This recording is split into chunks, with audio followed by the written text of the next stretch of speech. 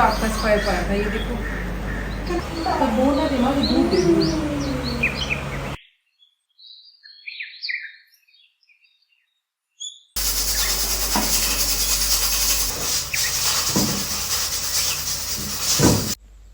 अस्सलाम वालेकुम। ये है मेरी रोज़ाना की एक आम सी सुबह। तकरीबन रोज़ाना एक ही तरह के काम होते हैं, लेकिन हर रोज़ साफ़ सुथरे किचन में हम ज़रा ज़्यादा मोटिवेट होकर काम करते हैं। मैं अपनी बेटी के लिए ओट्स का दलिया बना रही हूँ। वैसे तो वो नाश्ते में सब कुछ खा लेती है जो हम खाते हैं, लेकिन आजकल टीडिंग की वजह से मैं उसे सॉफ्ट फूड ही दे रही हूँ। ओट्स का दलिया हेल्दी भी होता है और फुल ऑफ न्यूट्रिशन भी होता है। प्रोटीन के लिए मैं ज़्यादातर उसे साथ बॉयल अंडा देती हूँ, लेकिन आज बहुत ज़्यादा गर्मी है तो मैं सिर्फ दलिया दूंगी। मेरा बेटा भी मेरी तरह देसी है और नाश्ते में चाय के साथ पराठा बहुत शौक से खाता है। मैंने इसके लिए सारे शशकों वाले नाश्ते ट्राई किए हैं, जैसे पैनकेक्स वगैरह, लेकिन मेरा बेटा देसी खाने को ज़्यादा इंजॉय करता है, इसलिए मैं दोनों के लिए पराठा बना रही हूँ। आजकल यहाँ बहुत ज़्यादा गर्मी पड़ रही है और सुबह सुबह चूल्हे के आगे काम करना ऐसा है जैसे आपको ये किसी ने हल्की आंच पर पकाने के लिए रख दिया हो। लेकिन उसके बावजूद भी सुबह सुबह अपने बच्चों के लिए नाश्ता बनाकर जो फीलिंग आती है वो शायद और किसी बहुत ज़्यादा अच्छा सा कोई काम कर लें तो उसमें भी नहीं आती होगी। आई थिंक मदर्स बड़ी लकी होती हैं कि उनको ये मोमेंट्स एंजॉय करने का टाइम मिलता है। यहाँ मैं अपने बेटे के लिए चाय बना रही हूँ, तो मैं दूध और पानी को इकट्ठा मिक्स करके बॉईल करती हूँ और फिर उसमें चीनी पत्ती वगैरह शामिल करती हूँ। मैं अपने बेटे के लिए अलग से चाय बनाती हूँ क्योंकि वो थोड़ी सी पतली चाय पीता है, और अपने लिए मैं अलग से थोड़ी गाढ़ी चाय बनाती हूँ। स्क्वायर पराठा बनाना वैसे इतना मुश्किल तो होता नहीं है। आपने सिर्फ रोटी को बेलना होता है जैसे नॉर्मल रोटी बेलते हैं, और उसमें घी लगाकर उसको इस तरह से फोल्ड करना होता है। इससे इसकी चकोर सी शेप बन जाती है और ये बड़ा क्रिस्पी भी बनता है और बहुत ज़्यादा मज़ेदार भी बनता है। पहले मैं अपने लिए स्क्वायर पराठा बनाने का सोच रही थी, लेकिन मेरे बेटे ने कहा कि उसने स्क्वायर पराठा खाना है, तो मैं पहले से एक राउंड पराठा बना चुकी थी, तो मैंने कहा कि चलो तुम ही खा लो।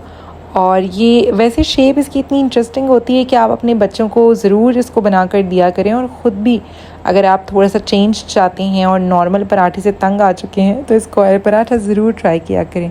स्क्वायर बना लें या ट्रायंगल बना लें, इस तरह से कोई क्रिएटिविटी अपने खाने पीने के साथ करते रहनी चाहिए। आप लोग भी अपने बच्चों को तरह तरह की चीज़ें देती होंगी, लेकिन मेरा आपको मशवरा ये है कि जितना आप बच्चों के नाश्ते को, उनके खाने को सिंपल रखेंगी, जितना कोशिश करेंगी कि जो आप खाती हैं वही उन बच्चों को खिलाया जाए, तो उतना ज़िंदगी आसान भी होगी, बच्चों की हेल्थ भी ठीक रहेगी। और बच्चों को नाश्ता कराना बहुत ज़्यादा मुश्किल काम है, और ये मेरी एक पूरी परेड होती है घंटे की, जिसमें मैं एक तरफ अपनी बेटी को नाश्ता करा रही होती हूँ, दूसरी तरफ आलियार वैसे ख़ुद खा लेता है, लेकिन फिर भी उसको थोड़ा बहुत मुझे जो है वो फ़ीड करना पड़ता है।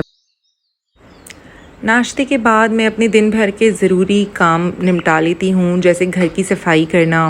वैसे तो सफाई करने वाला आता है, लेकिन उसके बावजूद भी मैं थोड़ा बहुत बीच में इनपुट करती हूँ। और बेडशीट वगैरह ठीक करना, सुबह सुबह अगर बेडशीट ठीक कर ली जाए, बेडरूम की सफाई कर ली जाए, तो पूरा दिन इतना फ़्रेश फीलिंग आ रही होती है। तो मैं अपनी बेड की चादर मैंने आधी ठीक की थी, उसके बाद बच्चों को नाश्ता कराने चली गई क्योंकि उन्होंने शोर डाल दिया था, और बाकी फिर जो है ना वो मैं बेडशीट भी ठीक करूँगी, साथ थोड़ी बहुत सफाई भी करूँगी कमरे की, तो उससे कमरे की लुक भी बहुत अच्छी हो जाएगी, और जो मेरे डे का आगाज़ होता है वो भी बहुत ज़्यादा कंस्ट्रक्टिव सा हो जाता है।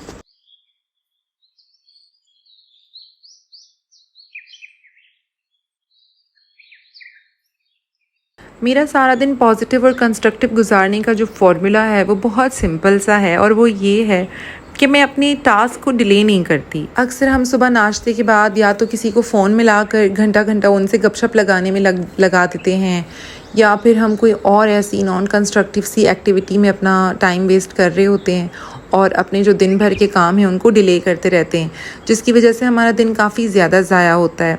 मैं कोशिश करती हूँ कि दिन के जो ज़रूरी काम हैं, जैसे कमरा वगैरह ठीक करना, खाना बनाना, मील प्लानिंग करना, और बच्चों के लंच वगैरह की प्रिपरेशन करना, तो वो मैं पहले से कर लेती हूँ हाथ के हाथ, ताकि मुझे मेरा बाकी का जो दिन है वो फ्री गुजरे। हमारा इस्त्री करने वाला दिन भी होता है, क्योंकि मैंने हफ्ते में 2 दिन ऐसे मुकर्रर किए हुए हैं जिसमें मैं 2 दिन लॉन्ड्री होती है और 2 दिन इस्त्री करके पाइल अप करके मैं कपड़ों को अपनी अपनी जगह पे रखती हूँ। बच्चों के इतने ज़्यादा कपड़े जमा हो जाते हैं ना अक्सर जो धुलाई करने वाले होते हैं, क्योंकि ये लोग हर रोज़ दिन में 3-3 4-4 ख़ास तौर पे मेरी बेटी कपड़े चेंज कर रही होती है।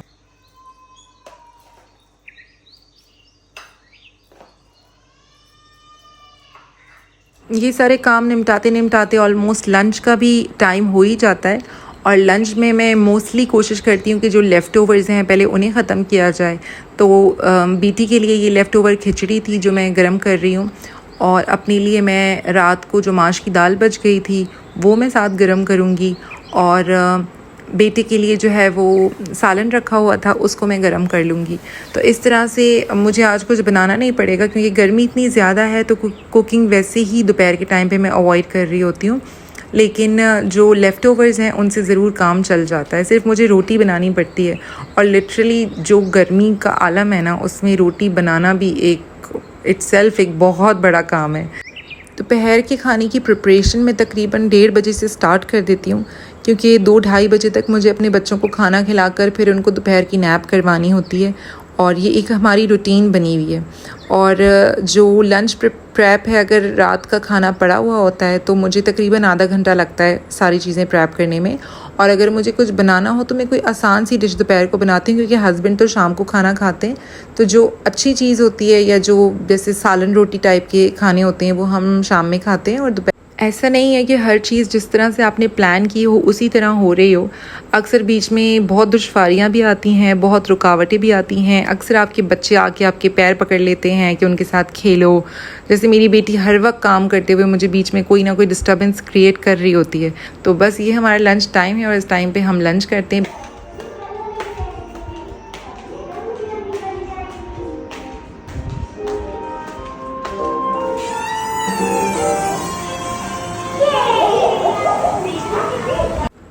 गर्मी का मौसम है और गर्मी की सौगात आम भी आ चुके हैं। आम काफ़ी ज़्यादा जो लोग खाने वाले हैं उनको बहुत पसंद होते हैं। मुझे कोई इतने ख़ास नहीं पसंद, लेकिन अल्लाह मियाँ की नेमत है भाई।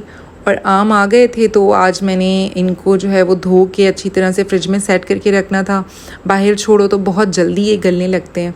तो बस अब मेरा टास्क यही था कि आमों को सबको मैं बाहर निकाल के इनको अच्छी तरह से वॉश करूँगी। और आम के कितने सारे डेज़र्ट्स आजकल काफ़ी सारे वायरल भी हुए हैं, तो मैंने सोचा हुआ है कि मैंने क्या क्या ट्राई करना है। स्पेशली जो बिस्किट्स के साथ और दूध के साथ क्रीम के साथ जो बनता है वो उसकी रेसिपी मैंने देखी है, और अनकरीब मैं वो शेयर करूँगी भी आप लोगों के साथ, और अनकरीब मैं ट्राई भी करने वाली हूँ। इसके अलावा बच्चों को आम की स्मूदीज़ वगैरह बना के दी जा सकती हैं, बहुत हेल्दी होती हैं। आम वैसे कहते हैं कि थोड़ा सा गर्म फ्रूट होता है, इजी टू डाइजेस्ट नहीं होता। तो आम खाने के बाद अक्सर हमें मशवरा दिया जाता है कि कच्ची लस्सी अगर पी ली जाए तो आम की जो गर्मी है वो किल हो जाती है। तो काफ़ी सारे इस तरह के टिप्स और टोटके वगैरह हैं जो चलते रहते हैं, लेकिन आम को मैं उसी तरह से खाती हूँ जिस तरह से जो इसका अपना मज़ा है वो है। बच्चों को मैं इसको क्यूब्स काट के दे देती हूँ। और मेरी फ्रेंड ने मुझसे अभी ये बताया, शेयर किया था कि अगर आपके पास बहुत ज़्यादा क्वांटिटी में आम आ गए हैं तो आप फ़ौरन उनको खाने के बजाय उनके क्यूब्स काट लें, उनको फ्रीज़ करके रखें, और इस तरह से आप आम का सीज़न ख़त्म होने के बाद भी मिल्क शेक को जो है वो इंजॉय कर सकते हैं। तो मुझे उसकी ये टिप बहुत अच्छी लगी, मैंने सोचा आप लोगों के साथ भी शेयर कर दूं। और मेरा जो वेजिटेबल एंड फ्रूट्स वाला बॉक्स है वो थोड़ा सा गंदा हो गया था, तो उसको मैं साथ साफ़ कर रही हूँ। इस वक्त मेरे पास जो प्लास्टिक शीट्स होती हैं फ्रिज में बिछाने वाली वो अवेलेबल नहीं है, तो मैं अभी अपना किचन रोल है उसी को जो है नीचे बिछा लेती हूँ, और उसके ऊपर जो मैंने आम वॉश किए थे उनको मैं रख दूँगी। साथ बीच में यहाँ टमाटर वगैरह रखे हुए हैं। टमाटर का भी ऐसा है ना कि एक तो सस्ते मिल रहे हैं और गर्मी इतनी ज़्यादा है कि बहुत जल्दी जल्दी ख़राब हो रहे हैं, तो इनका भी मुझे कोई जुगाड़ सोचना पड़ेगा। वो वीडियो में आगे मैं बताती हूँ कि इनके साथ मैंने क्या जुगाड़ किया है। और आम जो है वो मैं सेट करके मैंने सोचा कि फ्रिज में सारे रख लूँ। और टमाटरों का टोटका ये है कि बहुत सारे टमाटर इनमें से जो सिर्फ मैं ऑमलेट में डालती हूँ वो मैं नीचे छोड़ूंगी, और उसके अलावा सारे टमाटर मैं ऊपर डालूंगी फ्रीज़र में, क्योंकि इतनी जल्दी जल्दी ये नरम हो रहे हैं, तो इस तरह से ये जो है ना फ़ौरन ख़राब हो जाते हैं। तो फ्रीज़र में रखूँगी, जब कोई सालन वगैरह बनाने के लिए मुझे ज़रूरत होगी तो उसको मावन दस्ते में डाल के कूटूँगी और साथ फिर उसको सालन में डाल लूँगी। इससे इतना अच्छा टेस्ट आता है ना, और जो टमाटर की फ्रेशनेस है वो भी ख़राब नहीं होती। इसके साथ साथ खुबानी और आड़ू भी कुछ आ चुके हैं, उनको भी मैं वॉश करके इसी तरह फ्रिज में रख दूँगी। और इस वाले मौसम में यकीनन फलों का अपना मज़ा है। मैं तो आपसे कहूँगी कि अगर आप अफोर्ड कर सकते हैं, क्योंकि अब इतने महंगी नहीं हैं ये फ्रूट्स, स्पेशली खुबानी वगैरह काफ़ी सस्ती हो गई है, तो ज़रूर ये फ्रूट्स लाएँ, बच्चों को काट के दें, ख़ुद खाएँ। ये गर्मी की सौगात भी है और ये इतने हेल्दी होते हैं। स्पेशली आड़ू इतने ज़्यादा सस्ते हुए हुए हैं कि आड़ू लाएँ और उनका जूस बना के पिएँ। तो ये तकरीबन मेरी सुबह से लेकर शाम तक की रूटीन थी। हाँ, इवनिंग के बाद की रूटीन भी इंशाल्लाह जल्द ही आपसे एक नए व्लॉग में शेयर करूँगी। अगर आपको मेरी वीडियो और मेरी डेली रूटीन पसंद है तो मेरे चैनल को सब्सक्राइब करें, क्योंकि अनकरीब में और बहुत अच्छी वीडियोज़ आप लोगों के लिए लाने वाली हूँ। खुदा हाफ़िज़।